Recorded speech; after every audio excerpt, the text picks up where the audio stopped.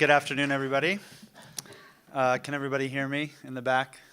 Good. I hope you've all had time to stretch your legs and get a little bit of coffee or water and get ready for this final panel. I'd like to thank the National Building Museum and the NAOP for putting on this terrific conference and for inviting me to participate.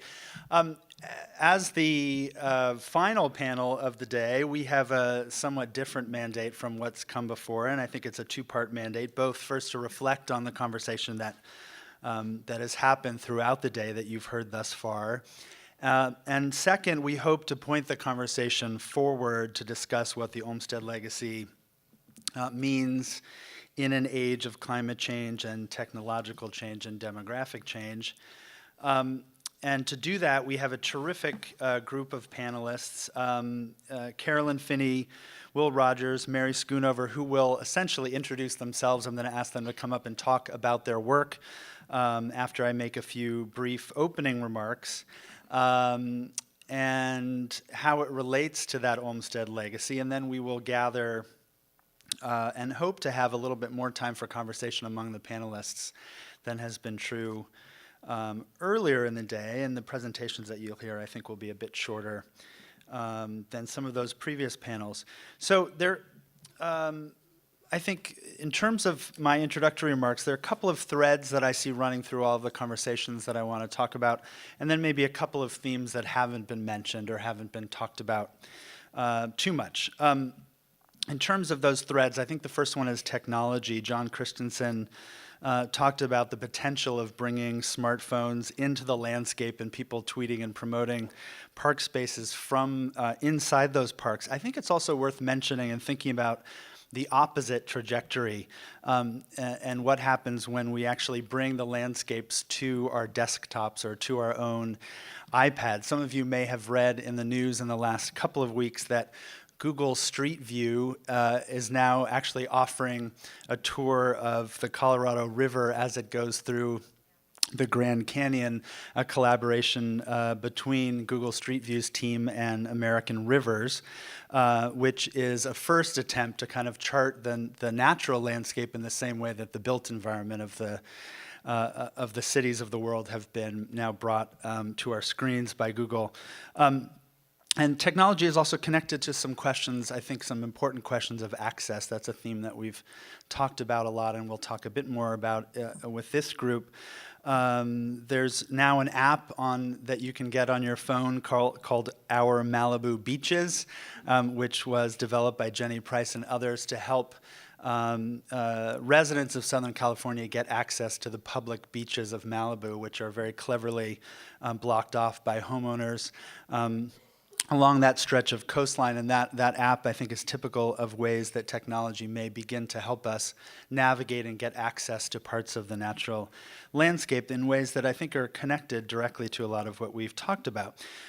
Also, given that we're here in Silicon Valley, given that I've just mentioned Google Street View, I think it's also important to talk a little bit about the attitude of companies like Google, figures like Elon Musk, to the idea of collective public space and the extent to which their visions, which are largely libertarian, often dedicated to ideals of private development and very suspicious of public development and public initiative, to what extent those visions are a challenge to the Olmstedian vision, which is so much about a collective idea of public space. And I mentioned as two examples of that, the driverless car that Google is working on, and also the Hyperloop train that Elon Musk has talked about as a replacement for the high-speed rail project, really an attempt to kill the high-speed rail project with a high-speed train of his own invention that is in, as he would admit, the very early stages. But I think given that attitude and what it means for public space, that's a theme that we ought to be thinking about. The second thread that I want to mention is the political one. We began hearing from Bill Deverell this morning about what he called the hard-headed political acumen of the Olmsted brothers Bartholomew plan, the Parks, Playgrounds, and Beaches plan. And that document, for those of you who haven't read Bill and Greg's terrific book, Eden by Design, what's astonishing is not only the forward-looking design of that proposal, but also the detailed, in the appendix, if you look at the incredibly detailed proposals for paying for implementing that plan. And then we heard from Lucas St. Clair about thinking about his campaign for a national park as a kind of senatorial campaign and picking up that idea of political acumen. And then from General Jackson, we heard about his relationship with Governor Brown and about the political campaign that was necessary in places like Buffalo to get this Olmsted vision implemented. And I think that's something that's really connected for those of you who are educators to how we teach architecture, how we teach landscape architecture in this country. I've been teaching some architecture students recently, and I am astonished both with that group and more broadly when I go to reviews around the country. I'm astonished at how little students are asked in architecture schools and in landscape architecture departments to think about these political questions, to think about what it means to get these plans and their designs implemented and what it means to navigate the incredible political complexity and overlapping jurisdictions, as we've heard, of a city or region like Los Angeles. And so in terms of how we think about these landscapes and how we create them, how we carve out space for them, I think those are important issues to think about. I think one thing that hasn't been mentioned today is suburbanization and what happened in this country in the middle decades of the 20th century. Both Sam Hodder and Milton Chen talked about the pursuit of happiness and talked about the pursuit of happiness in the Olmsted vision as being very much a collective one, a collective idea, a mechanism, as Milton put it, for civic participation. And I think what shifted as this country suburbanized and as cities like Los Angeles developed along a suburban model in the middle decades of the 20th century is that idea, the pursuit of happiness, became, of course, very much connected to individual ideas. And so instead of building one single central park in a city like Los Angeles, we began to think that everyone could have access to a little miniature central park in their backyards. And that went hand in hand with a really dramatic, even radical privatization of the metropolitan landscape in Los Angeles and many cities like it. And I think what I find myself writing about as an architecture critic who looks at LA as his principal subject is that the city, the region, is now in the process of trying to retrofit, essentially, that suburban landscape to move into what's been called a post-suburban era or a more public and more urban era where we are moving away from the suburban car-centric privatized landscape and maybe in halting ways toward a less car-dependent denser, more public in some ways, not incidentally less Anglo future. And I think that shift, that kind of retrofitting of the suburban landscape means, in terms of the themes that we've talked about today, really needing to carve out new space and new ways of thinking about park space. So in a city like Los Angeles, this means, in terms of my work, primarily thinking about the streets themselves as public space, as potential landscape, not just in terms of how parkways and greenways were designed in the Olmsted designs that we've seen earlier, but how we can think of the streets themselves as the major reservoir of open and public space in a city, a region like Los Angeles, particularly when we can begin to design them following a complete streets model in ways that open up more space for pedestrians, people on bicycles, and not just thinking about those corridors as ways to move cars as efficiently as possible. So that's a great reservoir of potential landscaped space, civic space, public space. And also in Los Angeles, we're in the midst of a real expansion of our transit network. Because we're a park-poor city, as we've heard, because we're a built-out city, one of the greatest potential places for thinking about new open space, new green space, is greenways that go alongside these new transit networks. And I think the great bureaucracies like the MTA in LA and other cities around the country need to be thinking more creatively about, as we extend light rail, say, the potential for creating greenways along those spaces for cyclists, for pedestrians, and just for park space. And finally, in terms of what we haven't talked about, since I'm an architecture critic and I write a lot about not just new buildings, but new landscapes around Los Angeles, we haven't talked a lot about design and what role design plays in bringing people to spaces. I think this is particularly true for the millennial generation, which sees the world through their iPhones and has been trained to think about the power of design by the success of a company like Apple. But also to begin to think, as we point this idea of the Olmsted vision forward, if we want to hold fast to certain key Olmstedian ideals, let's say the humanism, the democratic impulse that was very much at the heart, as we've heard today, of their work, does that also mean holding fast to a certain idea of what kind of design they were producing? It's my feeling that we can break those two things apart, that we can hold fast to the ideas of humanism without thinking that every park has to look picturesque in the same way that sometimes we think of an Olmsted park looking, and that we have to think of those as two different categories of legacy, two different ways of thinking about what the Olmsteds were interested in. And it's my feeling that the really crucial ideals are the ones that are more political, more civic, about humanism and democracy, as we've heard from so many of the speakers. So those are some of the issues that I hope we'll be able to talk about once we reconvene. Particularly, I think the role of technology and how these panelists think about technology and access and how they're connected or not connected, and then these political questions about how we implement these plans and what kinds of case studies we can look at around the country of either a successful park space that has been expanded or preserved, or cautionary tales from cities that have tried and failed to carve out new park space. So that's my overview. I want to invite Carolyn Finney to come up first and make some remarks. So we'll hear from our three panelists, and then we'll convene up here for conversation. Thank you. Hi, everybody. There's a lot of people here I haven't met. So I was told, first of all, I want to thank the people who invited me here today, the National Building Museum and the National Association for Olmsted Parks.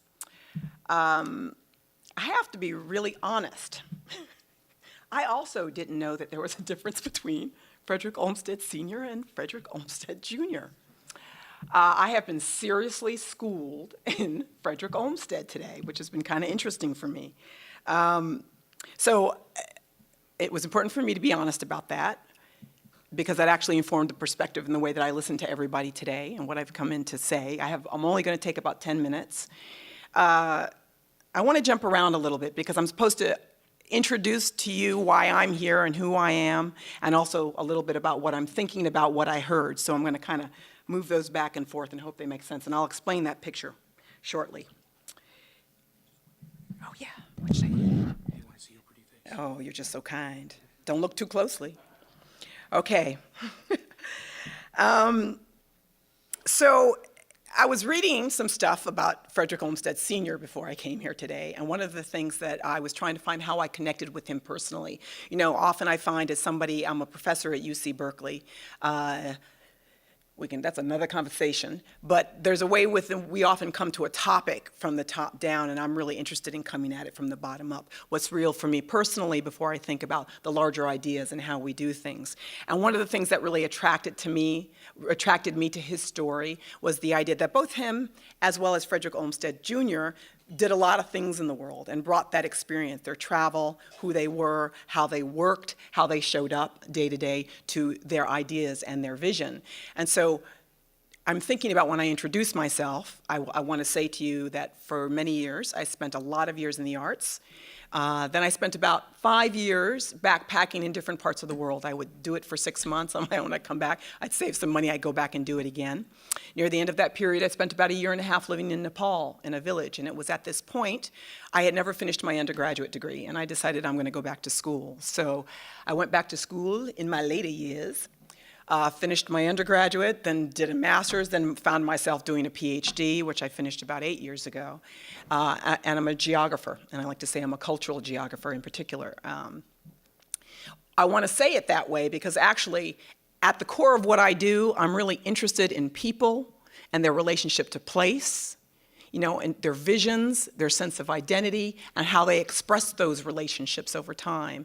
And so when I think about things like parks, I think that's really important when we talk about connecting people to parks and what that means, and when we use words like diversity, what that means, and when we use words like relevancy, what that actually means. Our first two speakers today sort of were part of the cadre of people today who've introduced me to Frederick Olmsted, so this is me jumping around. So I just want to read a little bit of what I heard, how I interpreted what I heard. And I also don't mean any disrespect, but I called this Flojo. In the shadow you can see critical cities, integrated, meaningful, better, dominant.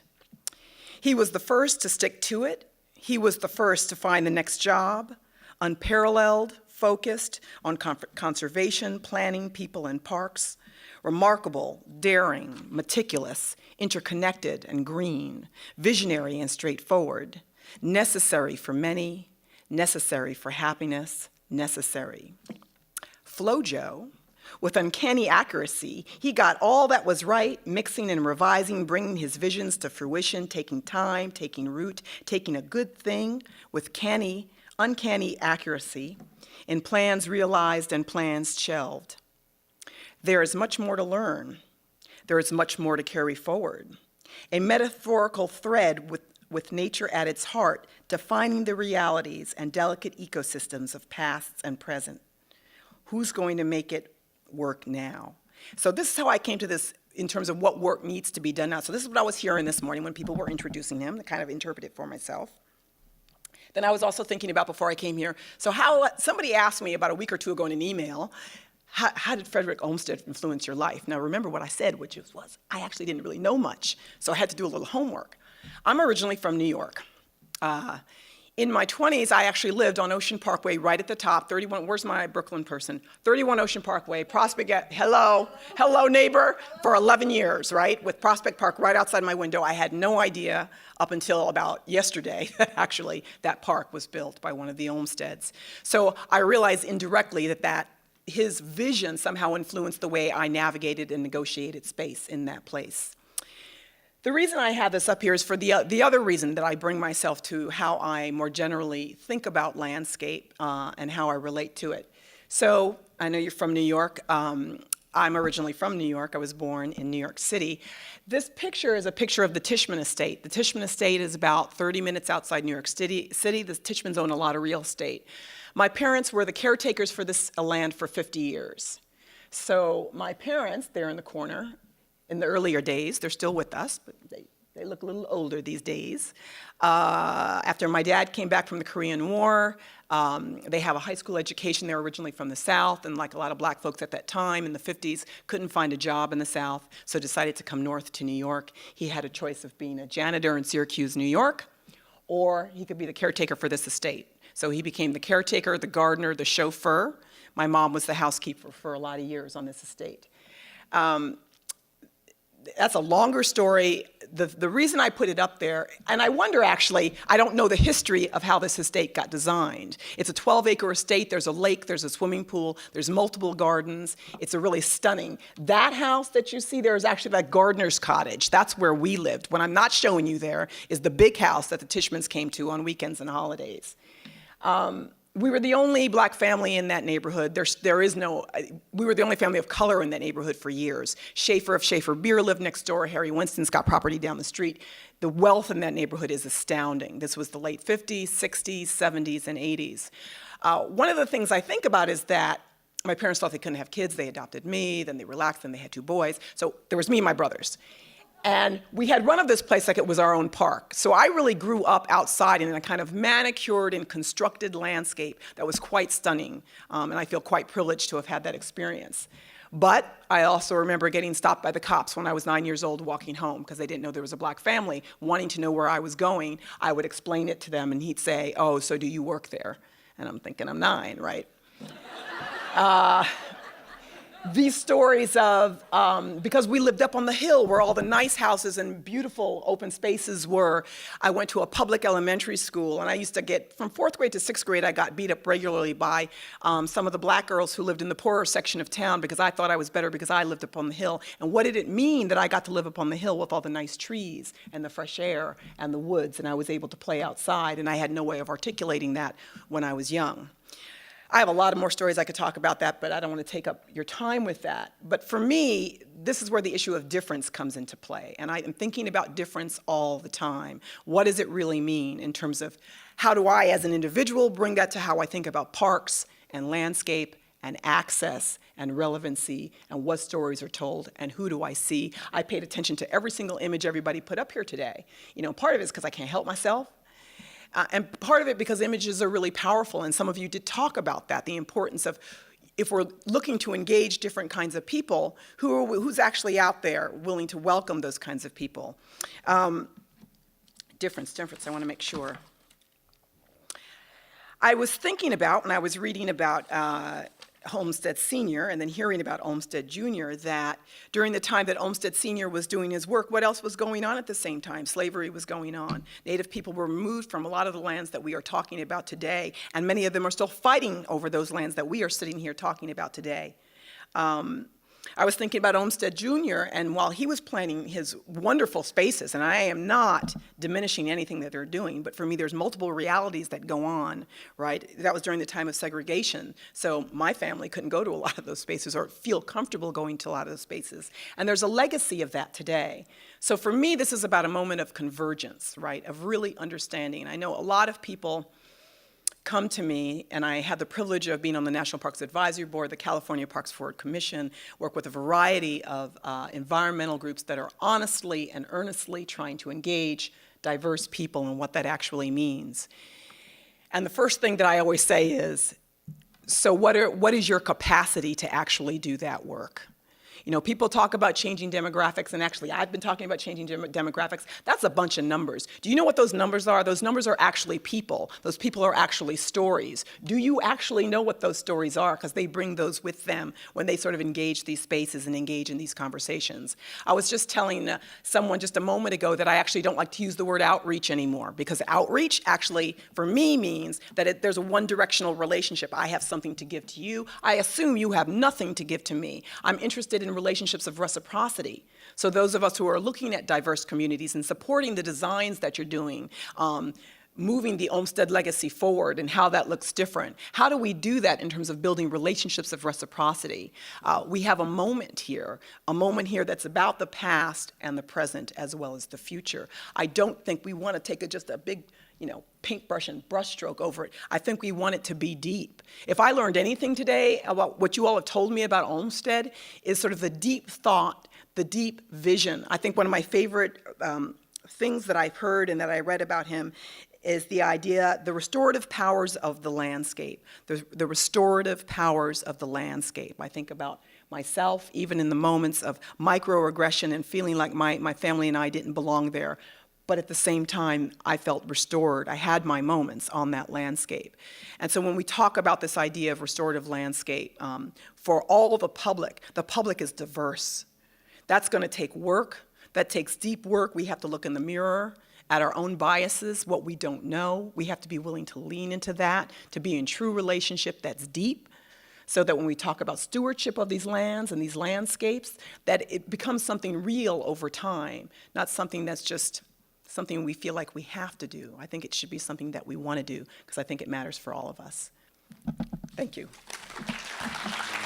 Thanks for those of you who are still here. I don't have any pictures. Just think about all the great images you've seen all day, and that will suffice. Thanks to the National Association of Olmsted Parks. This has been a really fascinating day. I thought I knew a fair amount about Olmsted coming into this. I know a lot more now, and I think I have a whole lot more to be thankful for. I don't know where Bob Doyle is, but I have a special thanks to Bob. Tilden Park is our neighborhood park, and so that's the place where I've gone for so many years to make that connection with nature with my family. And so to Bob and his team at the East Bay Regional Parks District and the Olmsteds, Thanks for Tilden. We have a real challenge on this panel late in the day to try to pull together so many well-articulated thoughts by such a great group of speakers, and then somehow turn those, pivot to the future, and look at what we can pull out of this. And I'm certainly not up to that challenge. But I will offer some observations on three topics briefly. Principles, challenges, and a few causes that I see for hope in how we can make some real progress. Excuse me while I read my notes here because I've been taking them all day. Our speakers have reminded us of the principles that Olmsted and the Olmsted family has left us with regard to his work, and an interesting question is how we take those principles and apply them here in the 21st century. And a few of them, to put them quite briefly: nature matters, people matter, parks matter because people need a place to connect with nature, which is why close-to-home parks are so critical. Wild places matter, and Olmsted championed the protection of the remote places of inspiration, home to other species, but also to the natural resources that we need to steward into future generation. And that sense of importance and that principle of stewardship is, I would argue, absolutely critical, particularly today. Democracy matters, and the Olmsted saw parks as the great democratizers. Planning matters, and particularly planning that starts with place, with what the land tells us about the ecological and aesthetic and other features that are worth preserving through the planning process. Profoundly important, I would say, today. And also I'll add, having listened to John Christensen, that contingency matters. I hadn't heard that word used in that way before, but the idea that what happens locally and what happens in a neighborhood can really make the difference between what happens citywide with respect to parks and open space. So these principles resonate in particular for the organization that I work for, the Trust for Public Land. We've been around for about 40 years. Our focus is on land for people, from Main Street to Mountaintop. And whether we're talking about the creation of the Santa Fe Rail Yard Park or the protection of Katahdin Lake in Maine's North Woods, that focus on cities is particularly important because if we don't get people connected with nature close to home, what hope have we to get them connected with the wild places of inspiration that are so important to all of us? So in cities, we've worked to build parks and trails and playgrounds, greenways, to create what we call healthy human habitat. And one measure of that for us is that we don't think anyone should be more than a 10-minute walk or a half mile from a park. And in many, many of our cities, more than half of our children are growing up without that close-to-home access. And we think of them as an endangered species. And we've done the studies. Our Park Score tool, an online tool, has looked at the 50 largest cities. We've looked at park access. We've looked at park spending. We've looked at amenities in park. We've looked at park area and ranked cities. And the lack of access is absolutely extraordinary. And it can't always be correlated, as John said earlier, to wealth, but I can say the quality of parks and the ways in which they're maintained, there often is a correlation to socioeconomic status. Outside cities, we've done over 5,000 land protection projects, 3 million acres, give or take, who's counting. The important thing is actually the quality of the place and our connection with those places. Working with our partners, federal, state, and local, to bring private lands that people truly care about into public ownership. And we've often raised the public money to do that in coordination with our 501c4, the Conservation Campaign. And we've helped with voter-approved initiatives to raise about $35 billion over the last 15 years. So with the work that we do, from Main Street to Mountaintop, it's no wonder that the principles of Olmsted absolutely resonate with us and are highly relevant to park creators and to conservationists across the country. So let me talk a bit about challenges, old and new. And some of the challenges that Olmsted and his peers faced are absolutely still there today. politics and money, for example. And then creating livable cities, protecting exurban landscapes from urban sprawl, resource extraction. But there's some new ones that they didn't face that we face now. And we heard about them earlier. Disconnection from the outdoors, nature deficit disorder, impact of technology, the negative impacts of social media and technology on people's connection and willingness to get outdoors. Milton Chen shared ideas and models for connection and education. We heard about birdathons and all manner of connection opportunities at Jack London State Park, and engagement and listening to park users through social media and why, in their own diverse and tweeted words, they care about parks and nature. Also, the world is a lot smaller since Olmsted's time. We're all breathing the same air and sharing the same global impact of our species on climate. Climate mitigation and adaptation demand additional functional requirements of parks, greenways, trails, and playgrounds, asking them also to act as sponges for stormwater runoff, or shoreline buffers for storm surge, or connectors to provide alternatives to cars, or coolers to mitigate the impacts of heat islands. Then there's the public health impact, and we heard also about lifestyle choices and their impact on public health, and the fact that the only way to really address obesity and the related epidemics of diabetes, heart disease, hypertension is through diet and exercise. And so many people don't have access to health clubs, can't afford them. The outdoors and our park systems are the place where that exercise so often takes place. Now, plenty of the Olmsted firm's work was in greenfield development and thoughtful planning of new communities.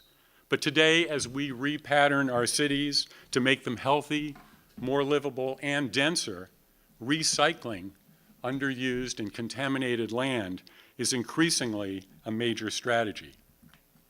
And then there's stewardship, and we heard plenty about stewardship from people who should know, like Elizabeth. This has always been a challenging issue, certainly was challenging in the days of Olmsted. It's perhaps even more challenging right at the moment for us. And the opportunity for stewards to come together and begin to blur the lines between city and country, a collaboration, in Sam Hodder's words, between federal, state, and local that give us the opportunity to create a connected web of parks and green space, because frankly, to parks users, they don't really care that much about the steward. What they care about is the experience that they're having. So that's another opportunity as well. The other key stewardship need is effective public and private partnerships. And we certainly heard from General Jackson that we need more public and private funding. And we certainly don't want to put ourselves in the position where we're allowing government off the hook and relying overly much on private funds. So both are absolutely critical. And that funding shortage is related to the age-old challenge of money and politics. Not enough money to create or maintain parks and protected lands, like getting water from rocks, thanks to Bob Doyle for that Mott quote, it's a great one. And politics certainly plays a role in our tendency, not ours, but many's tendency, to treat land and nature as commodities and putting resource extraction, turning a profit, great letter from Olmsted, ahead of the values and benefits that Olmsted stood for. And then there are also the politics of local culture and land use, whether it's hunting or snowmobiling, and the kinds of things that Lucas and his family are dealing with as he and many others work on a vision for a 21st century national park in the Maine North Woods. So great principles, significant challenges. I'll leave you with a couple of thoughts that we see as we work as implementers across the country that give us hope for pushing ahead in spite of the challenges. First of all, Dr. John Crompton at Texas A&M is very fond of saying that parks are never at the top of a city's investment list.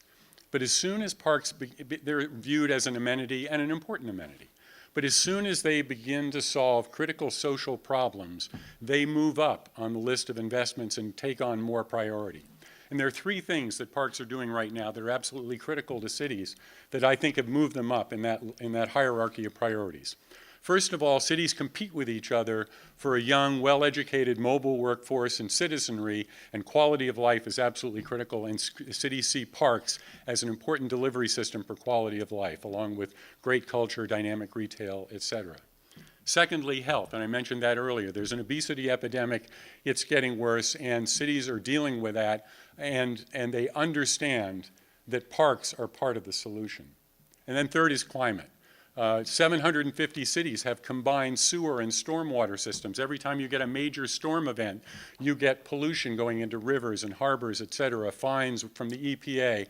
And parks, sponge parks, become a solution as well. They become the green infrastructure that can help solve that problem, as well as coastal parks and coastal land protection that can actually act as storm buffers. So you have three different ways in which parks now are becoming a much more important area for investment. And then the last thing that we see on a regular basis that excites me is that despite more than ever intractable politics, and it's hard to imagine a political situation right now that could be any more dispiriting than what we're seeing in Washington and frankly around the country, people really care about parks and they care about their landscapes. And we can say that because of the work that we do, polling and working with communities, with counties, with states, with the federal government as well, on voter-approved funding initiatives. And over the last 15 years, I think we've worked on 450 separate initiatives with our C4, the Conservation Campaign. And what we can say is that the voters and their elected officials are completely out of sync.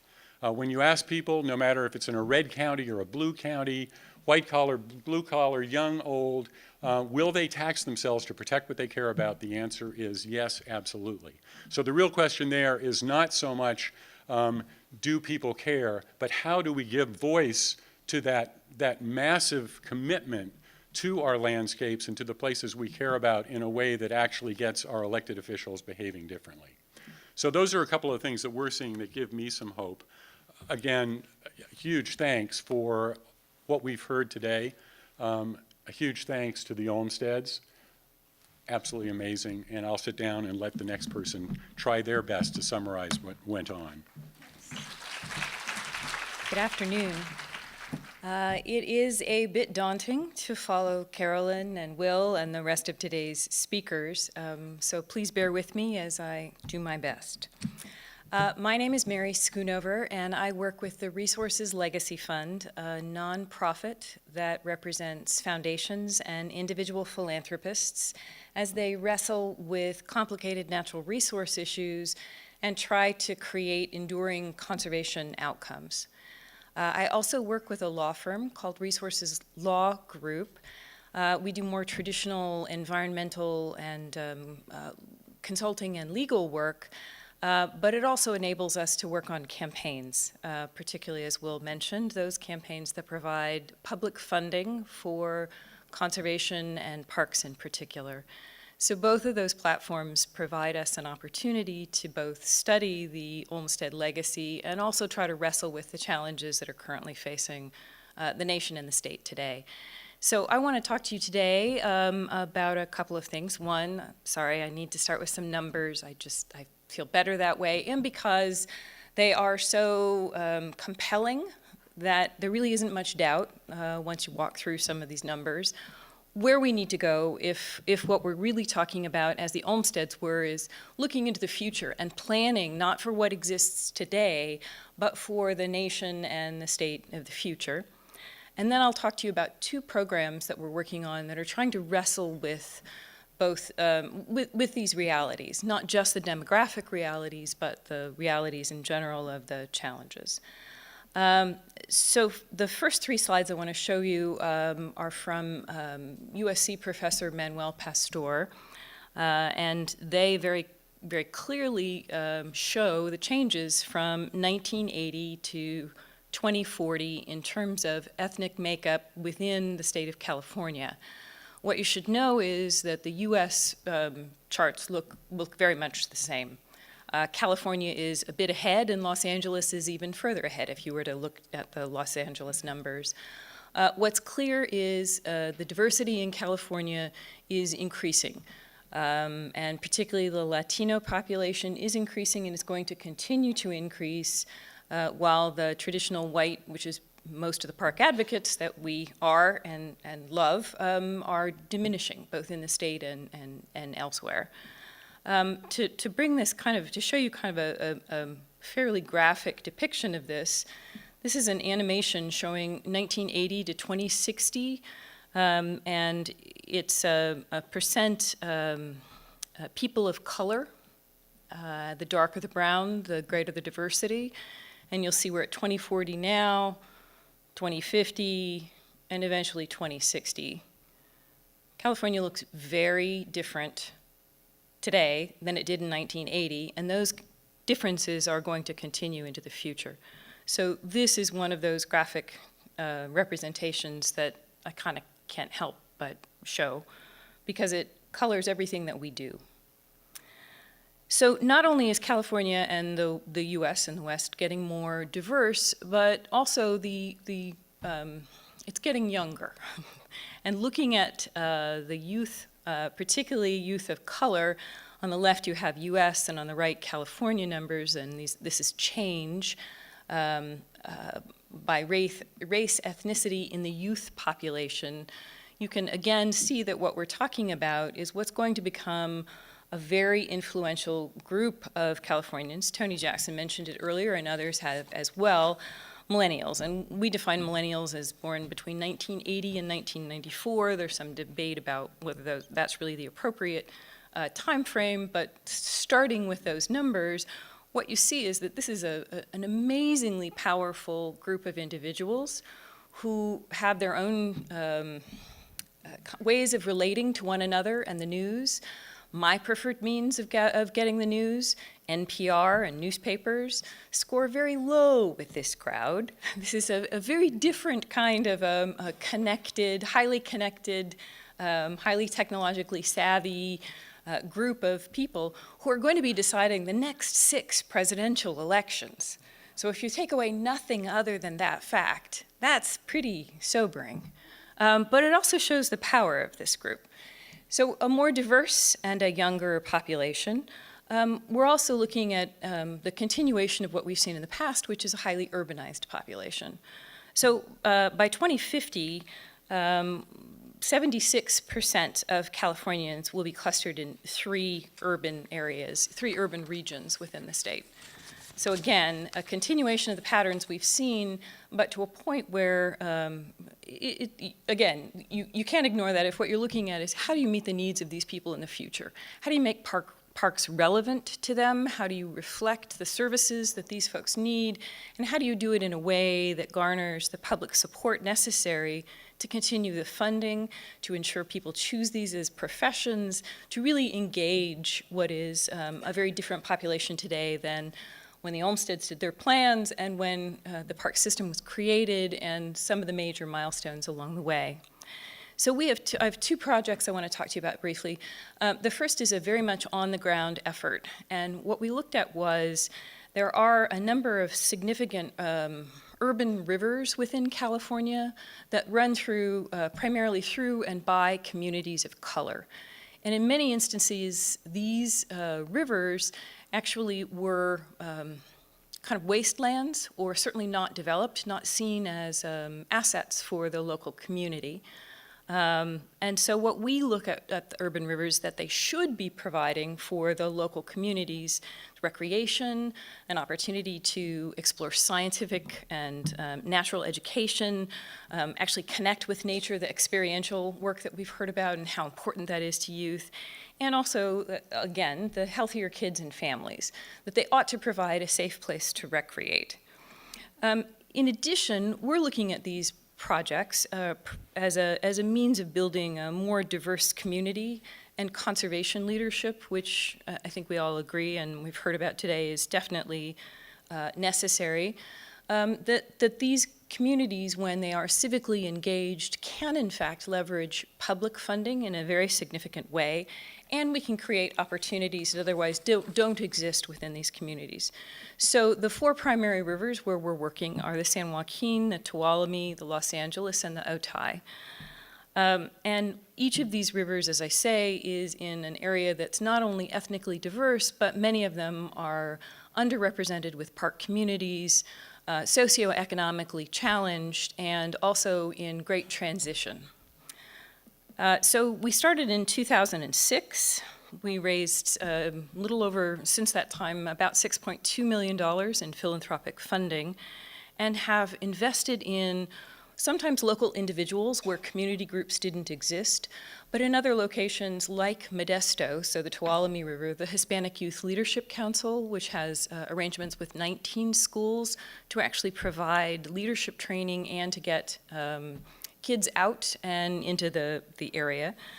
We've helped leverage more than $50 million in public funding to go back into these river parkways to develop everything from picnic facilities to soccer fields to simply better pathways or sidewalks to get from the neighborhood to the community or to the urban river. More than 10,000 children have actually spent better parts of days out in these urban rivers, and we're beginning to see the seeds of this labor by identifying kids who now talk about conservation as their primary interest in a profession, and are actually looking at what we hope will be the conservation leaders of tomorrow. So it's mostly, the benefits of this Urban Rivers program are mostly anecdotal at this point. We've got lots of stories and lots of pictures and lots of good connections with individuals, but it's on such a small scale that it's difficult to really ramp up or to draw significant conclusions. But everything we've seen, this is some of the most creative work that we've been doing. It's also been some of the most difficult work to get funded philanthropically. It's not really environmental education, but kind of on the edges, but that's also difficult to fund. It's not really traditional conservation work because you're trying to serve the community, and sometimes it's civic engagement. So it's been a bit of a challenge, but again, it's one we're not going to give up on because this is the future. And so far, all of the anecdotal evidence that we've seen has been just strikingly dramatic. Experience after experience, as the Sonoma County Parks folks were talking about as well, with a host of individuals, and more are coming back, or their younger siblings are engaging, and again, you get to see the longer term impacts. So from the community-specific, working with individual schools and children and youth groups, to a larger scale effort that you've heard mentioned several times today, the Parks Forward Commission, which is attempting to wrestle with some of the challenges facing state parks. Tony Jackson talked a little bit about the complexity of the state park system, and so I won't spend too much time on that. He also talked about the variety of services that the state parks are intended to provide or do provide, and the diversity of the tasks that they have to provide, as well as their workforce. So what happened is basically beginning in 2012, but then in 2013, 6 California foundations, primarily in the Bay Area, but also in Southern California, committed nearly $4 million to an effort working with the Natural Resources Secretary of California to create a commission, a multi-year effort to try to address, to chart a new course for state parks, to meet the needs of this changing population that we've talked about, to focus on how you realign the Department of Parks and Recreation staff and tools and systems, and also to create a stable, dedicated funding source.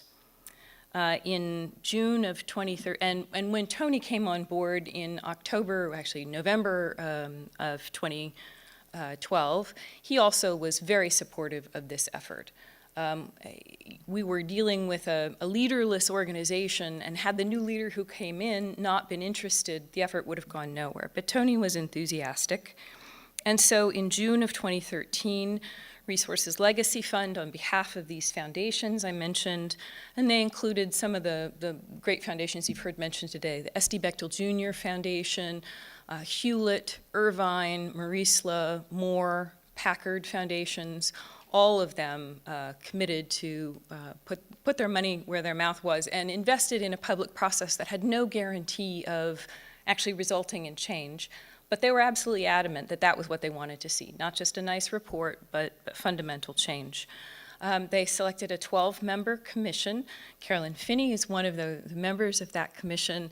The commission has a wealth of folks, some who had a long and distinguished career in the national park system.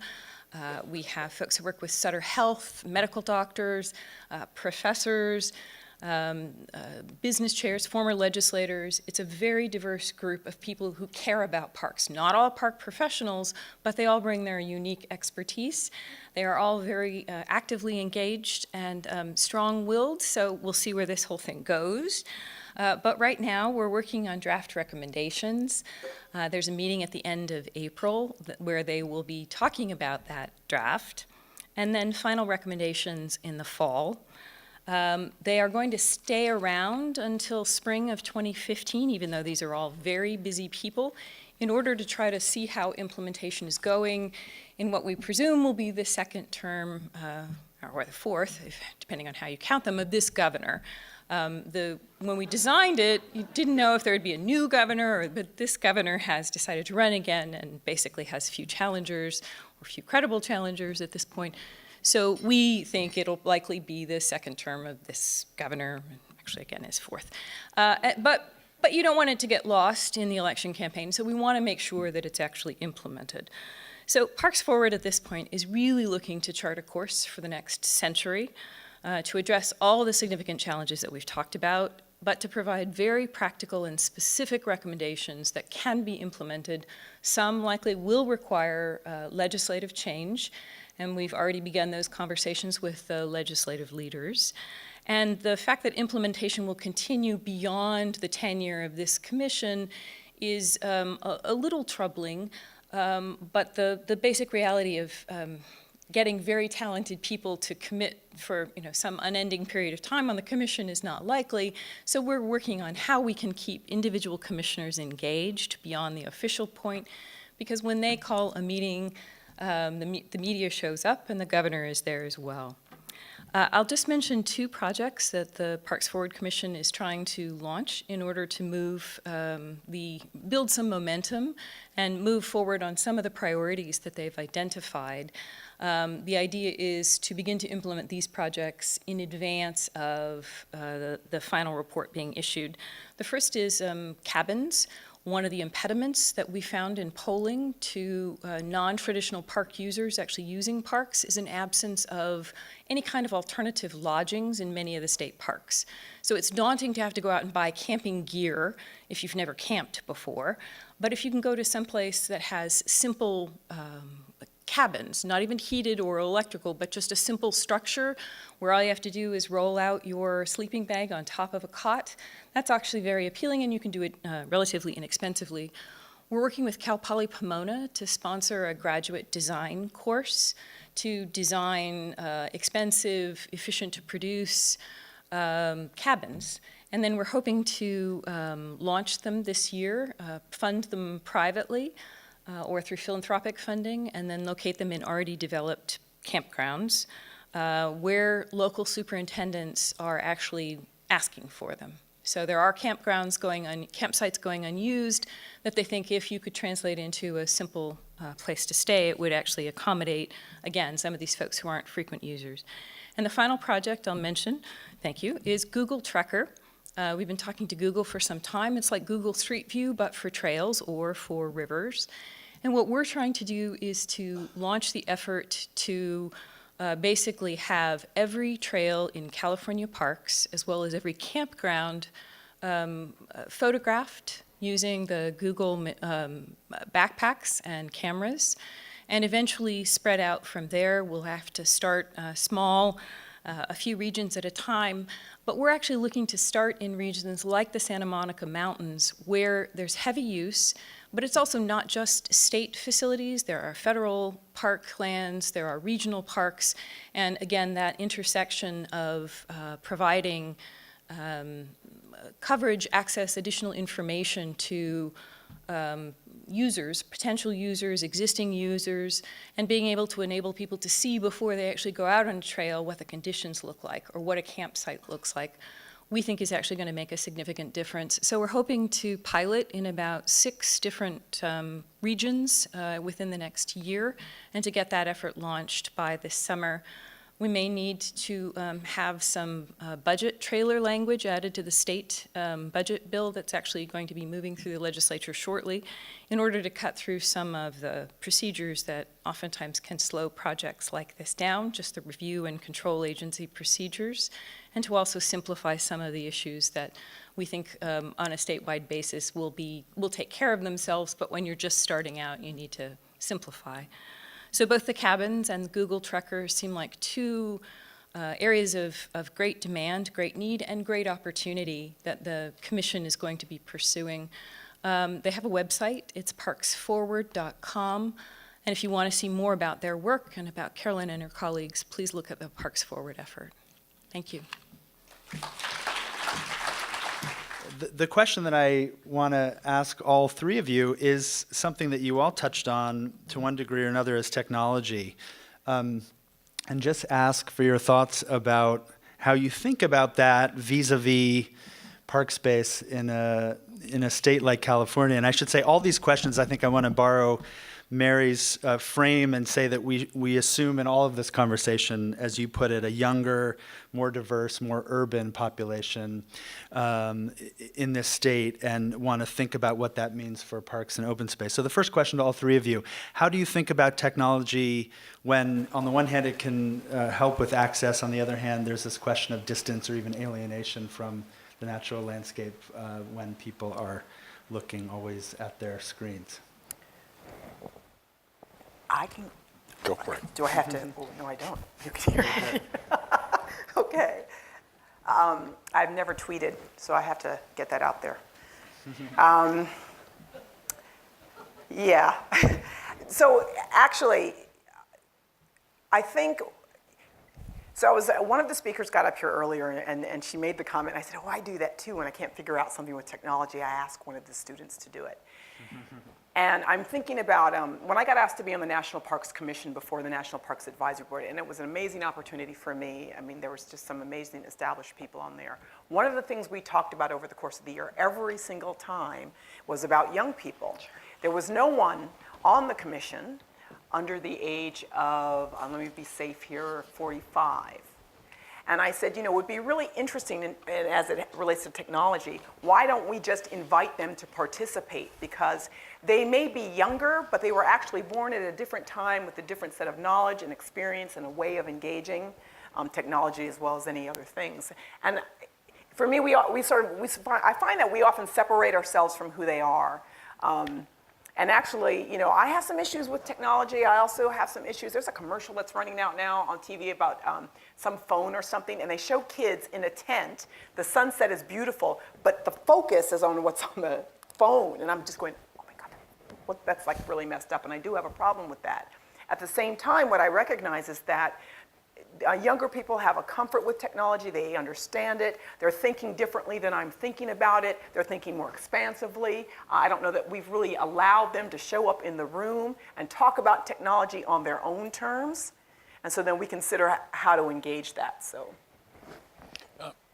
it's I guess my attitude is it's there, and the tendency even, it's in the way. It's keeping people from connecting. It's keeping people from having a real. It's there. So I think then the question is, how do you use the incredibly powerful network of communication that's there to actually get people communicating about great experiences in nature? So there's an opportunity there. And then secondly, how do you use those the technology as an interpretive tool?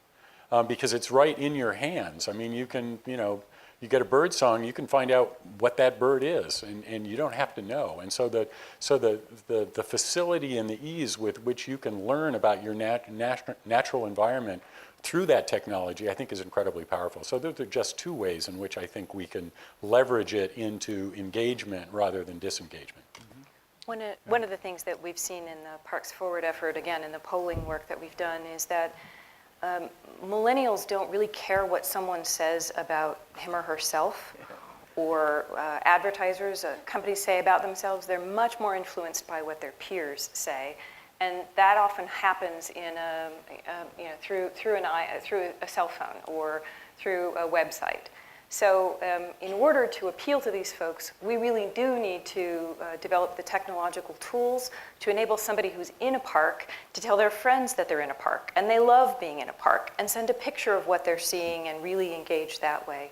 As we've also talked about, you can also provide better tools for planning. It's really difficult to figure out if what you want to do is mountain bike, where you go. It's separate websites for each kind of facility, whether it's each kind of, depending on who governs it. Is it a state park, a national park, whatever? So figuring out a way to bridge that gap in a either by amenity or by activity is something that we're working on. And finally, for those people who aren't going to get out to see a redwood, or who aren't going to get to the Sierran parks, to be able to enable them to have a remote access so that they can check in and see what's going on. I mean, I've never been at the Washington Zoo and seen the giant panda, but I had Panda Cam up for quite a while and was trying to see the baby. I mean, that's the world we exist in, and it can be an amazing tool if we actually empower and enable that. And again, not just at a state park level or a national park level, but figuring out how to do it across all park institutions is the challenge we're currently wrestling with. It's a question that really comes up in architecture quite a bit too, that we have a generation now that experiences buildings before they move through them physically. They experience them on a screen and they see them from that point of view, and it's true of the landscapes of the state as well. The next question, assuming that we're looking at a younger, more diverse, again, more urban population, and we're looking at built-out cities where people might not have access to parks within a 10-minute walk, as Will mentioned. Where do we find these spaces in regions that are already built out, in the park-poor communities? Where do we find those spaces to carve out new park space? I can take a stab at that because we do a bunch of it. Recycling, former industrial sites, land use is changing all the time, so those opportunities, brownfields are one. You look outside of Seattle, Interstate 5 was decked over next to the city. There's a wonderful park going across there. Dallas just did the same thing with the Woodall-Rogers Expressway. Rail corridors, look at the High Line in New York, look at the 606 in Chicago, look at the Atlanta Beltline.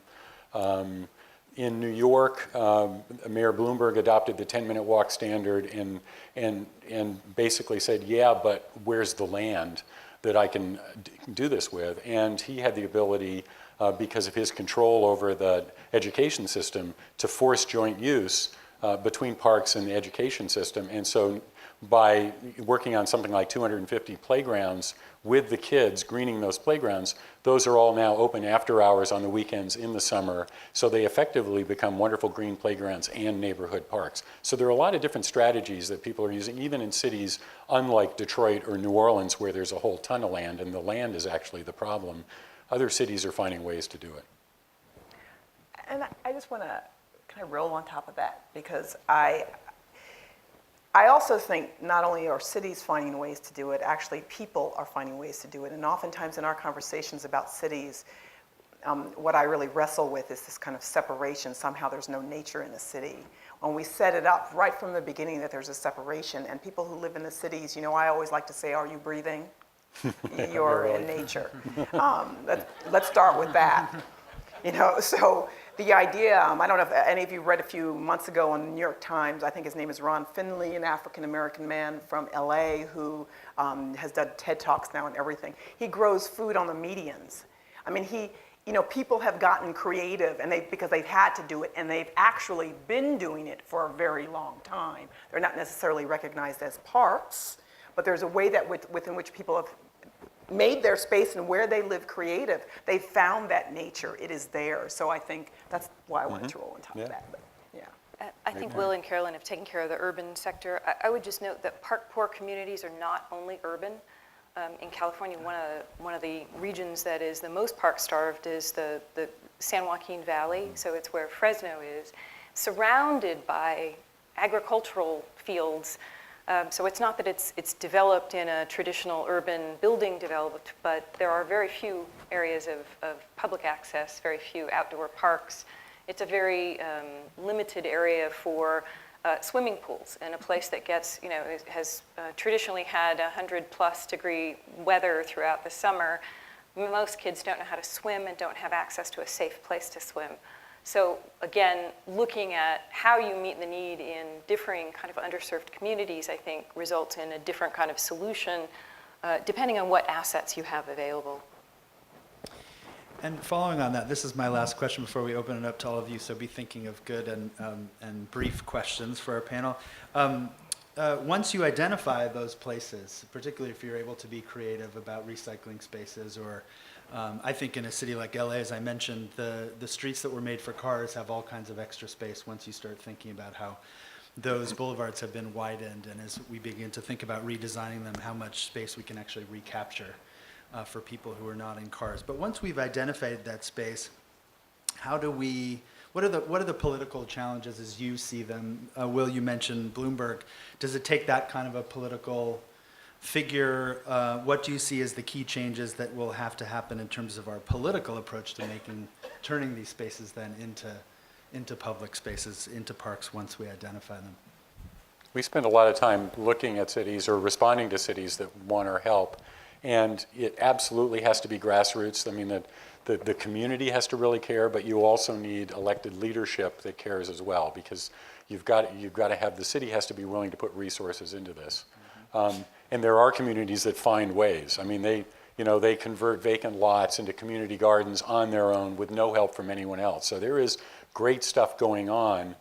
But if you want a robust commitment to a park system that really serves everyone, you've got to have both very, very strong grassroots support and also support from, and you need a healthy economy and a whole bunch of other things on the checklist. But those are two critical ones on the political side. Carolyn or Mary, thoughts on that? I mean, what for you are the key changes that would have to happen in terms of political structure in contemporary cities that would make it more feasible to turn more of this extra space into parks? Again, one of the things that we've been looking at through the Parks Forward effort is to try to break down some of the institutional barriers so that it's not a state parks, local park, regional park, but figure out how to, through partnerships and collaborations, you can actually provide a seamless network of access to parks. And the institutional barriers are only as limiting as the creativity and the kind of tenacity that you have to deal with them. Some are bigger than others, but there are times when you've got public funding. There are other times when you really do need to bring in either private business or philanthropic funding to be the seed money to get it happening, to give somebody the image of what it could look like. The first time I heard about restoring the Los Angeles River, one of my colleagues told me about it in the late 80s, and I laughed at him. I mean, I just didn't believe, and then he proudly marched into my office a couple of years ago with a bird guide for the Los Angeles River. So it is a certain amount of that, suspending reality and looking at what could be possible and could be there, assembling both those who have the political authority to make something happen, those who have the resources, and what the kind of partnerships could or should be, whether it's a joint powers authority. Some of the most effective groups are friends groups, and local parks, figuring out how you engage the local community, both to advocate for it, to raise funds for it, and also to help cover some of the costs of interpretation or educational programs as well, or trail building, as the case may be. So it's I don't know that there's a one-size-fits-all, but there is a path. It's just a multi-year, sometimes multi-decadal path. It's not necessarily a quick fix or a near-term answer. I guess I was trying to think, I always get nervous when I hear politics, but I think just for me, the politics of who actually has a power and whose vision actually counts. I hear a lot from nonprofit and community groups who have ideas, the assumption they have no ideas and they have no time. And they have a lot of ideas, but they're not the ones who have access to the money. So they can't realize their idea right on the ground. That's a long conversation, but I think that's real. It's real. I hear it over and over again from nonprofits and grassroots people who can't get the money, but they've got the ideas, the energy, the know-how, and the desire. So, and then I think that's long. That's got to, that's been going on a long time, so stop. And one thing that's happening in Los Angeles is there's beginning to be a conversation between both of those scales. So our mayor, Eric Garcetti, looking for ways to put some guidelines in place that actually allow communities, neighborhoods in a grassroots way to propose new park space in their community and streamline that process and the approvals process for that. And I think that's something that we'll all be watching carefully in Los Angeles. And as important as those grassroots local efforts to create park space are, I think Greg Heiss is really right that we have to still think about the larger, the macro scale. Even in cities like Los Angeles, there's an opportunity to be thinking at the metropolitan scale. That's why I think, as several people have mentioned, the LA River is such an important potential vehicle for some of the efforts that we've been talking about, because it cuts through the entire city, and I think the streets the same way. It's one of the reasons I've been writing so much about the boulevards in LA, because they're the one part of the built environment that operate both at an intensely local and at a regional metropolitan scale. And I think when you're talking about LA and its problems with open space, you always have to be keeping the metropolitan scale in mind, even as that means confronting the political obstacles with all of the jurisdictions that are involved in shaping that environment. So we have time for a few questions from the floor. It looks like many hands are already going up. I would encourage you to have a question, keep it very straightforward, and to the extent possible, if you want to raise questions about what we haven't talked about today, I would encourage you to do that. So I think the microphone is probably making. Right here. Thank you. Hi, my name's Rachel Jacobson. I'm from here. I'm a millennial.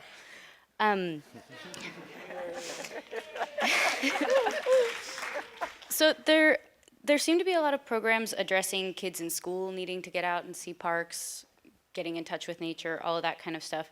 But what is the role of millennials and the challenges to engaging millennials in the near future of parks?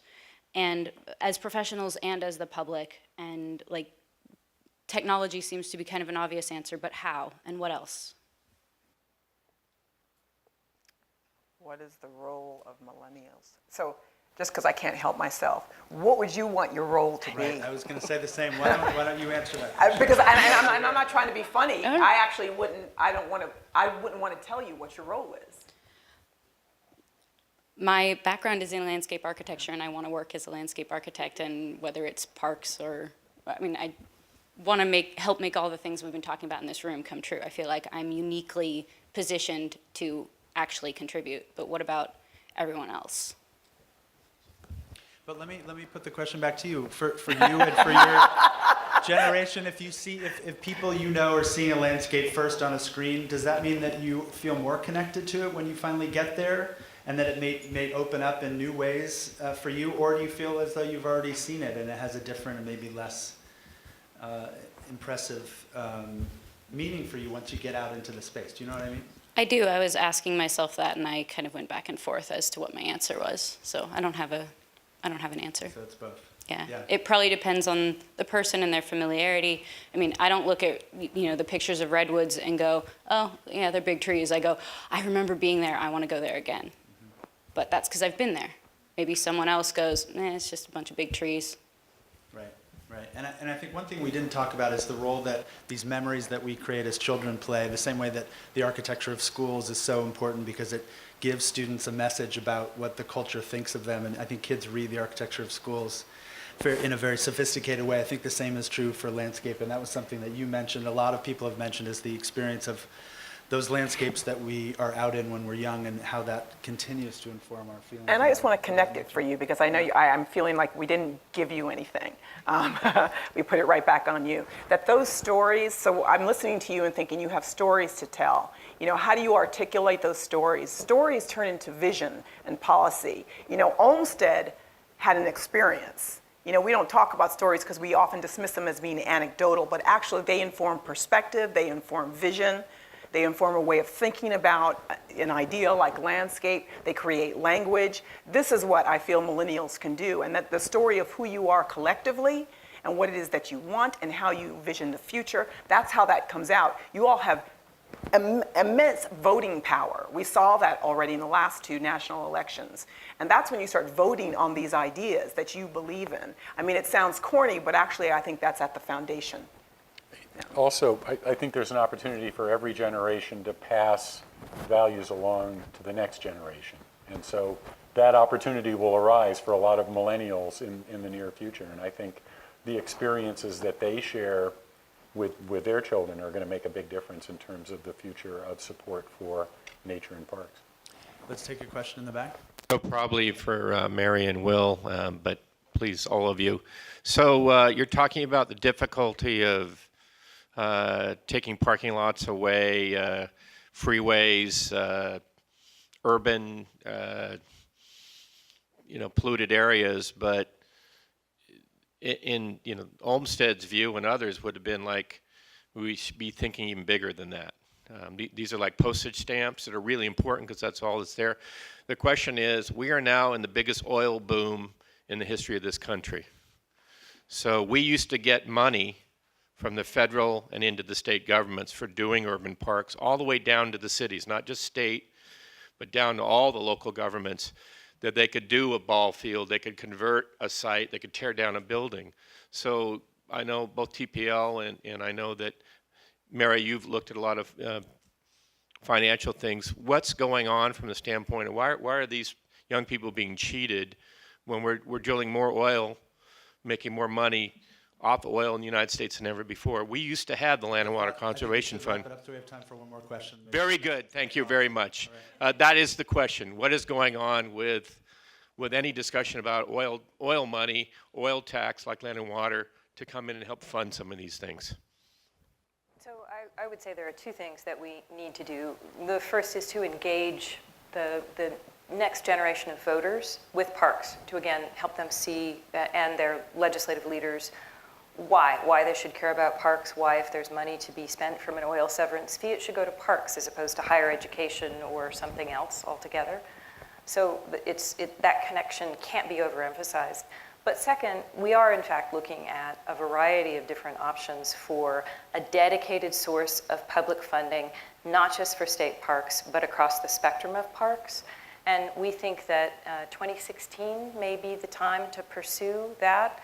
And whether it's paired with higher education or on its own, again, building the constituency and the leadership, but also looking at every conceivable effort that's going forward to figure out where we can most effectively hitch our wagon. And that may be getting fees for fracking, if fracking's going to occur.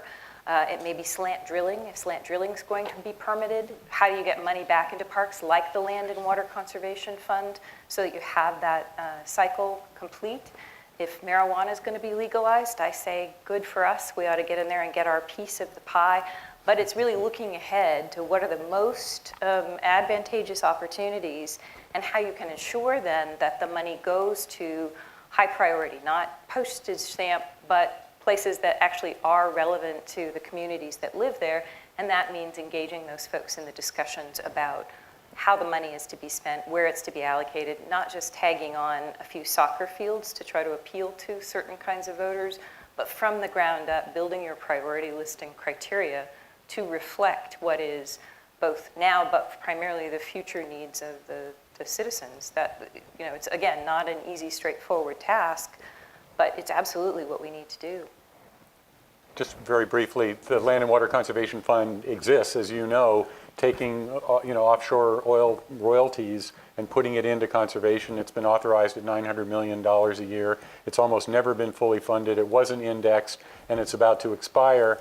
And which is, we're working like crazy because there's money for states, there's money for cities, and it just hasn't been happening. And part of that is the political situation that we're in right now. And that pendulum will swing. But it's taking a long time. So then you look at state, county, and municipal opportunities. We're working on a $500 million a year, 20-year constitutional amendment in Florida right now that would create $10 billion of funding for conservation and conservation stewardship for the state of Florida. So it's not just a federal game. There are opportunities in California. We'll have a water bond, et cetera. So it's a big, it's a big challenge, but there are big opportunities, and it needs to happen at absolutely every level of government and private funding too. Would you thank the panel?